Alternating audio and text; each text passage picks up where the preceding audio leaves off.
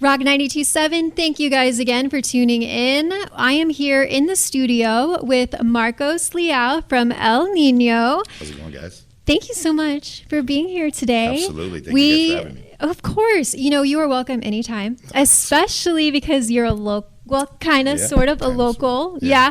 Because you're originally from Alice, right? Alice, Texas, yeah. Right. Okay. And that's where you, so correct me if I'm wrong, that's where you, formed Shattered Sun. Correct. And you were in the El Nino cover bands in Alice. Started, Yeah, you didn't think I was going to bring that up, did no, you?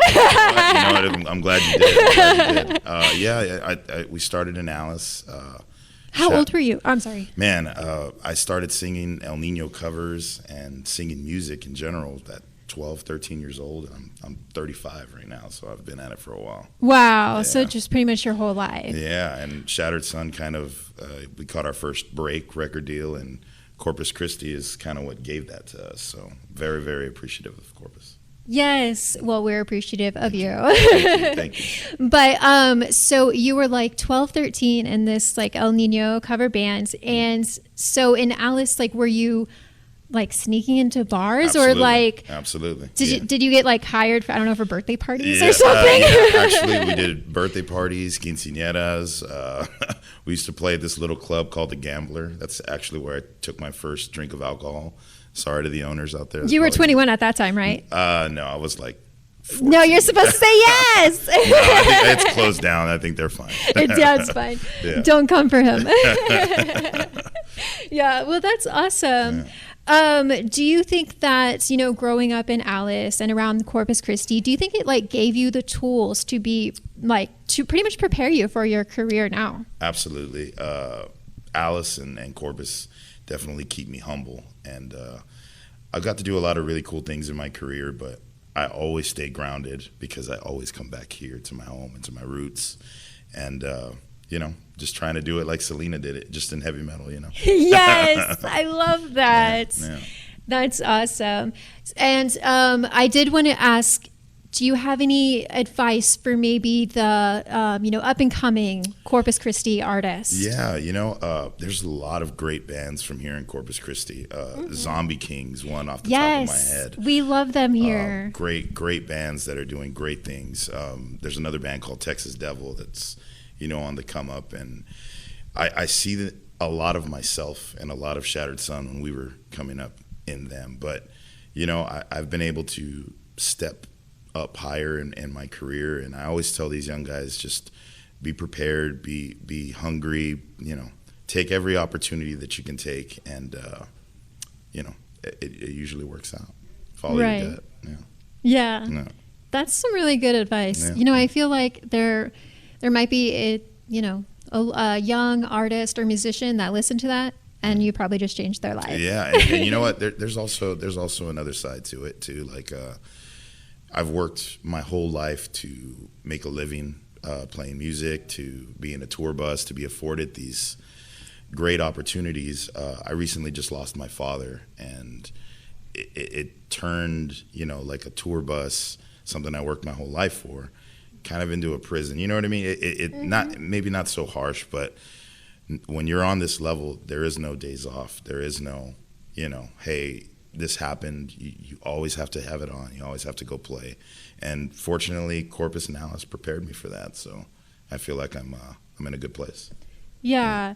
And, I'm glad you brought that up, because I think a lot of people just see, on Instagram, all the pictures of you guys having fun, having a good time, and they think, oh, they're living the rock star life. Yeah. Their life is perfect. But that's not the case, Yeah, I mean, believe me, I've had some rock star moments, but I've also had some very humbling moments. And, I was very, very close with my father. My father helped me get to be a professional musician. And losing him was probably one of the toughest things I've ever had to go through. And I think even more so losing him and then having to go play and, like what you just said, act like everything is great. Right. When, yeah. I'm broken inside, so it's tough, Yeah, I imagine. Yeah. Gosh, I'm so sorry about that. Thank you. But you know what? Let's talk about something happy. Let's go ahead.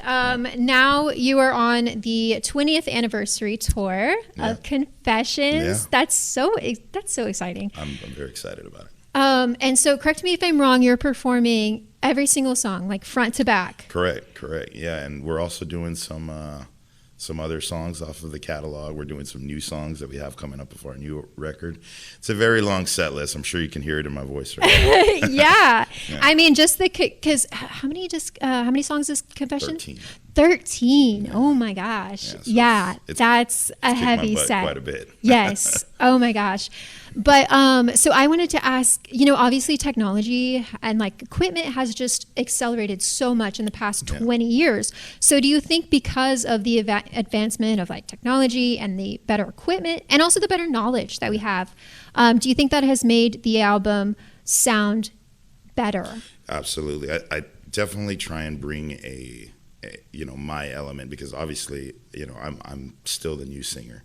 Right. So I try and honor the record, because it's a very big record to me too. I grew up loving it, idolizing these guys, and so I obviously want to honor that. But like I told the guys in El Nino when I joined, I'm not going to be a carbon copy. I'm going to be myself, and I like interjecting me or what I always wanted something to sound like in the record. I put myself in it, and the technology's helped out a lot. It's brought the record to life, but it's also one of those things where it still stands strong all of these years later. Yes. Yeah. Isn't that crazy? Yeah, I see it every night with the fans.